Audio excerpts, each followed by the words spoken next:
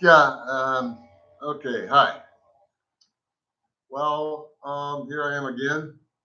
I have decided to record this video in English, just just to make things a little bit different. Because I'm fed up to recording videos in Portuguese, and absolutely. Let me get this shit together here a little bit. Okay. Let's see how it goes. All right. So you can read my name in there. So anyway, this is something that I always like to do is it's exchange the way I express myself, not in the content, of course, because my content it is what I always say it is. It's honest, it's intelligent, and it's a way to question everything that's going on that I don't agree with, that I don't see as a way to humans to be living in with, like bad politics, like bad military, like bad everything. Because I'm not here to speak about good things. Because the good things they confront you as what they are. The bad things have a thing called malice. They sneak themselves around. Sometimes they put perfume. Sometimes they're well dressed. Sometimes they just um, um, express themselves in a very good way, but they're lies. They're just absolute lies, and that's why I prefer to speak about the bad, about the things that like I was reading about this saying that I put it on here, um, that a man will never be free as long as the last king or bad president or dictator, then you put it in there. Okay, a man will never be free as long as the last king it's not hung with the entrails of the last religious man. Well, that guy Diderot, Dennis Diderot said that, but he said priest. So the Diderot saying is, a man will never be free as long as the last king is not hung with the entrails of the last priest. So you can put your variations of the 21st century on it, like the best a man will never be free as long as the last dictator, like the piece of shit we have here right now, it's not hung by the neck with the entrails of of Edir Macedo of a preacher or a bishop or what the fuck ever those people say they are. For me, they're just criminals. Um, for me, they're just con acts. For me, they're just snake sale snake oil salesman or men because there are many of them. Salesmen. They vent, they sail, and they're men. Anyway, so I put this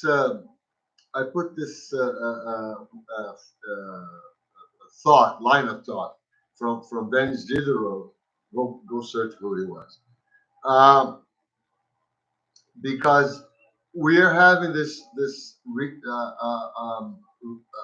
review, this rewind uh, of of stupidity as um, top of the chart.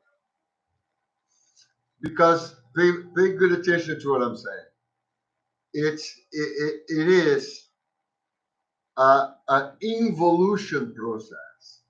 If we go back to what we had between 1922 with the accession of Mussolini to the creation of the fascist party NFP, Nazionale Fascisti Partiti, Italian, that Mussolini was in parliament in 1922. It's going to be 100 years now.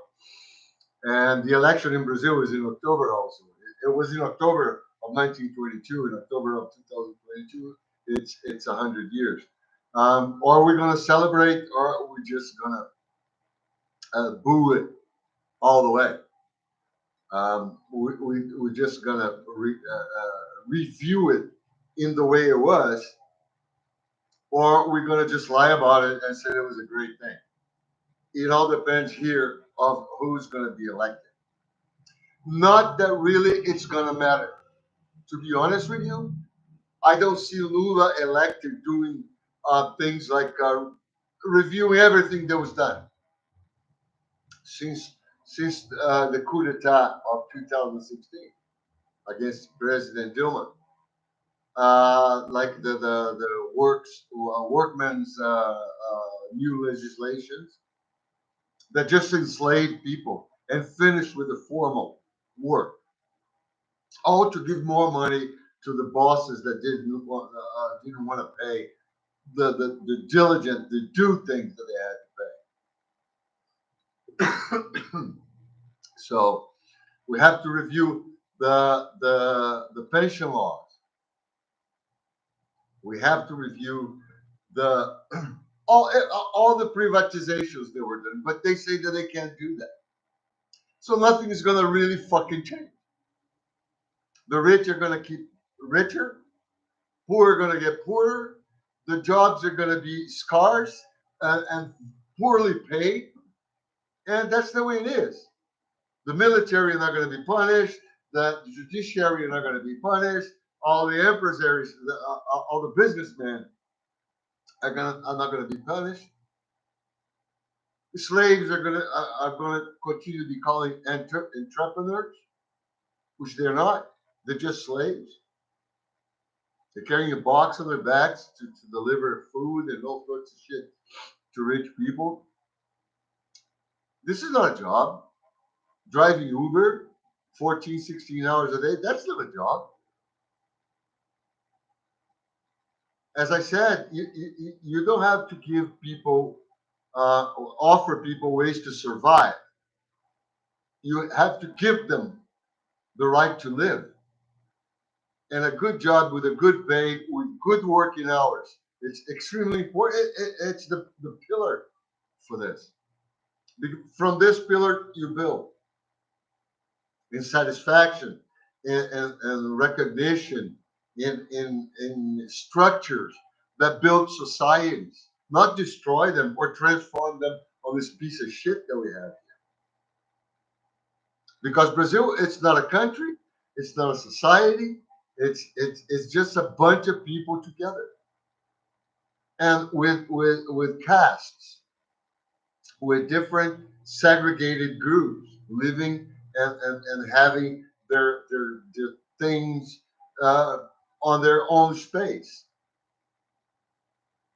When people start walking into other people's space, like shopping centers, when black people start to go to shopping centers, the white crowd was disturbed, annoyed. Airports, same thing. When black people and poor people start to take planes instead of buses, that bothered the wealthy people or the middle class that took planes then. So that's why I'm putting that this place is like that, and why that Diderot's thought was important for me to start it, to explain that the injustice come from the top down. Injustices only come from the bottom to the bottom when poor people are robbed by poor people. When people work for years to buy a cell phone and it has been taken on the bus, stolen on a bus by another poor person, because that poor person has no balls to go or access, to be honest. Balls, some of them even have, but they just don't have the opportunity to get rich people and take from them. because that's what it was supposed to happen. Those are the kings hung by the neck with the entrails of a last priest. That's when you finish with what you have and create something new, something for everybody, something that will build instead of destroy. Because basically, what they do to keep their privileges, to keep their accesses, to keep their riches, to keep their wealth, is to destroy other people so they don't get there also. So the best way for you to get rid of somebody is you step on that person, to stop the opportunities, to stop them from growing, evolving. That's why so many religions affect poor people, because that's how you keep them. You keep them thinking that the next life is going to be the good one, while rich people know that this is the only life. That's why they have to enjoy themselves.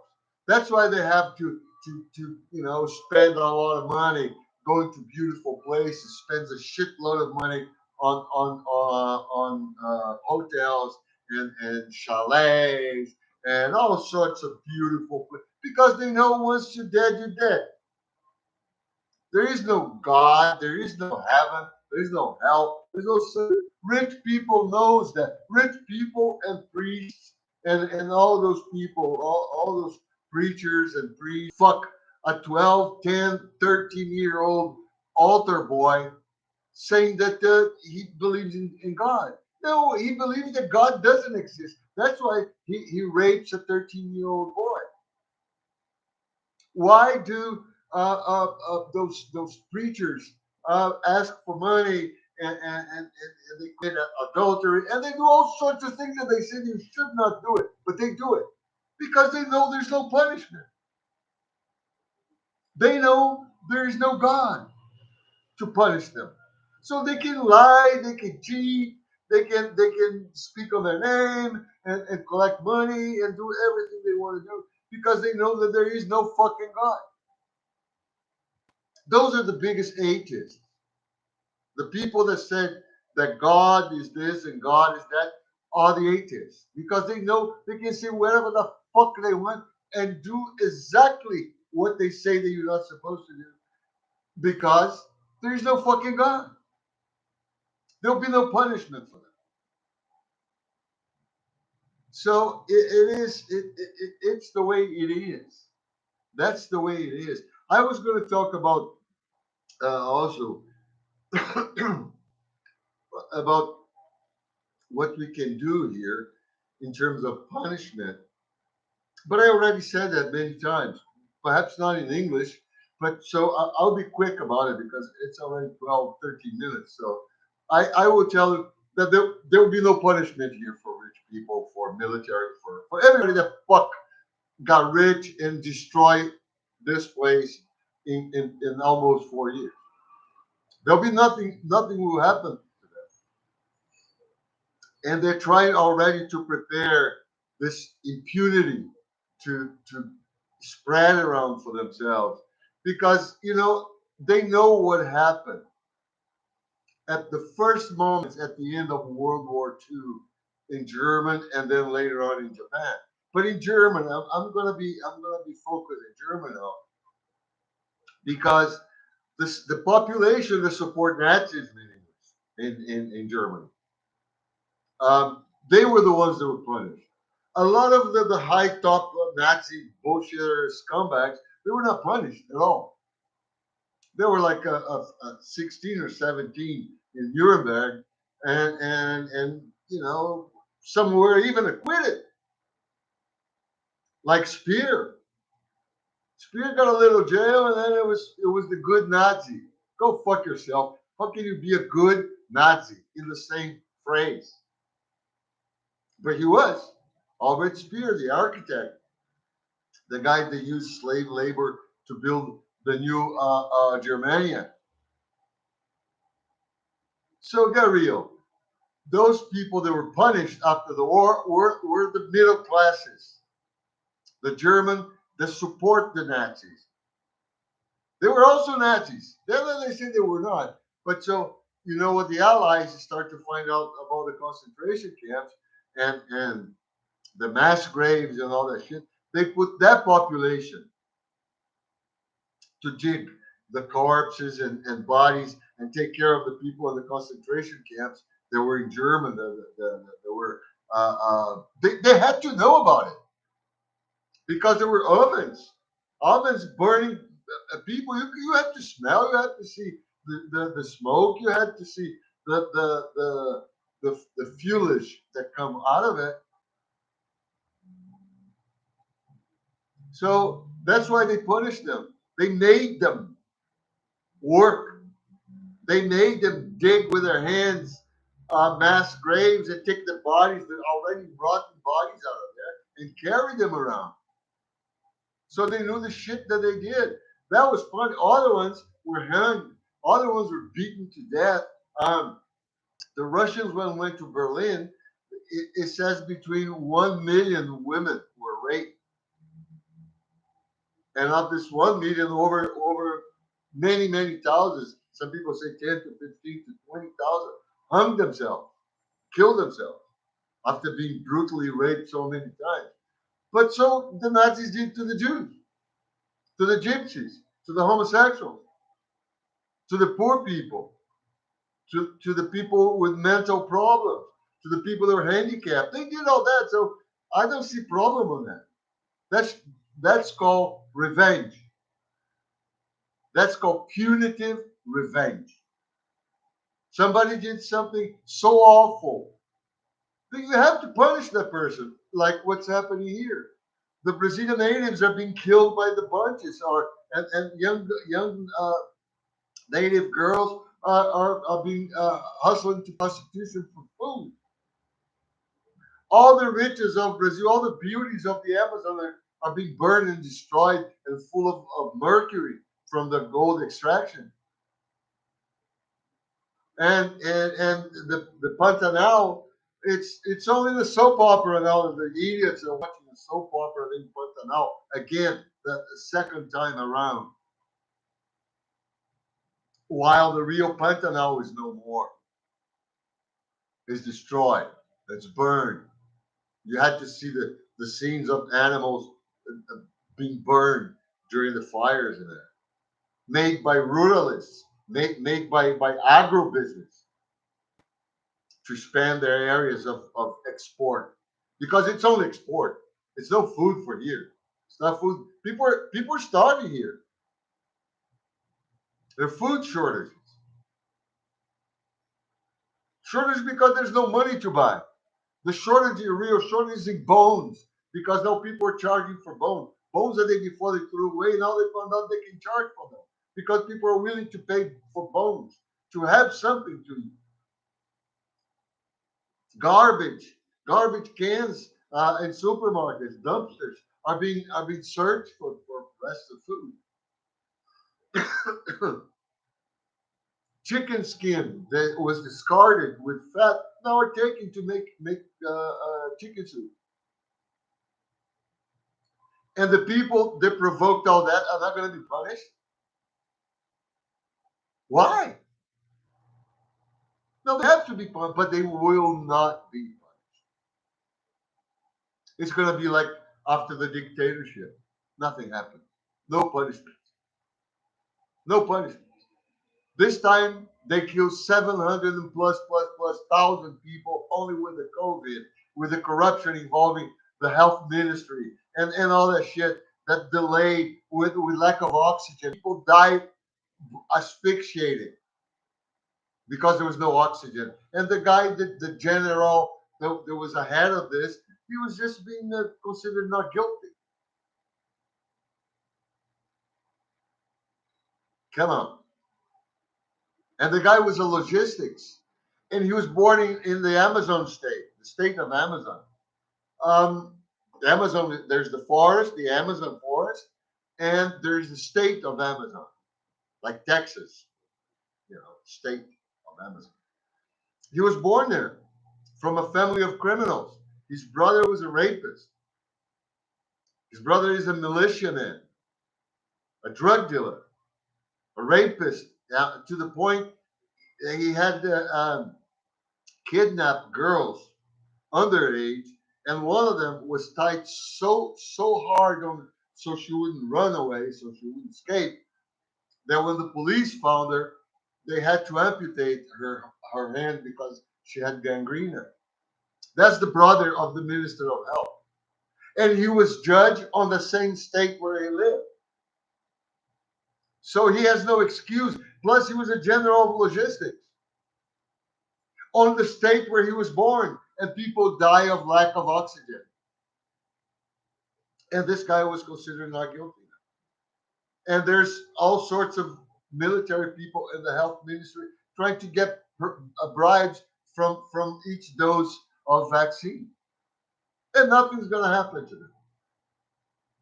The destruction of all the jobs and all the infrastructure of this place, all the privatizations, they're selling everything real quick because they know that they're going to leave right after, like Batista did in '59 in Cuba when he saw that they on the first of January 1959, when he saw the Castro and all the people were coming near Havana, he just left. One of the planes almost didn't live up, so heavy it was, with gold and everything he could steal. So that's going to happen here. Bosa Fezes, Bosa shit, Bosa crap. It's going to Miami with his genetical abortions. He's going to live in Miami. Very good. So that's why I'm saying we should have to be able, as group, as a bunch together, to punish this people. But that's not going to happen. First, because people are cowards. Second, because those people are protected. And third, because they won't be here. So, but something should happen to them, but it won't. So it is what's going to happen here. Another election, maybe it will change. Maybe there will be a coup d'etat. Maybe, fuck it. It's not going to change. What we need here is what Belgium had on the 2000s. The unnecessity of government. The prime minister renounced. The configuration of the parliament was finished. So Belgium was for almost 3 years without government. And it worked. All the public servants went to work on the next day. Nobody needed a fucking government, central government, a prime minister, a congressman, a congresswoman, a senator. And it's the capital of the European Union. But the government of the Belgian government, it didn't exist. So we should copy that kind of message, that kind of action. But here you won't, because people are cowards. In Belgium, they did that because basically because of economical reasons, but also because they couldn't agree in certain things about the language, the Flemish and the French. So they just finished. They just threw it away the government. And let's try to get another one of coalition that puts all of them together. Seems like it took 3 years that they did. I just don't know. I can hardly think of Belgium without thinking of Leopold and what he did to the Congo, to the people of the Congo, the mutilations and all that shit. So anyway, we need to do something here, but we won't. It's not going to happen. And that's the way it is. People are going to just profit, committing crimes. It's called hybristophily. Poor people would love to have sex with criminals. And rich people here also, and middle class here also. So it's an embarrassment to live here. And I decided to do that today in English. So more people try to understand what it is for me, with all my years living out of this place, to be here right now. The pain and agony that it is to be here, seeing all this, trying to explain to people what's going on so they can prevent it from happening. And what happened? I'm ignored. People that voted for Bolsonaro here, that supported him, blah, blah, and then suddenly change, are more praised than I am, that I'm against him before he's being elected. That's the left in Brazil. The left in Brazil is just the right on the other side. That's the way it is. The left in Brazil is just the right on the other side. Okay, thank you. And I hope everybody enjoyed this one. It's 26 minutes. It's good enough for me and for you. It's too much of me and too much of me for you. Take care.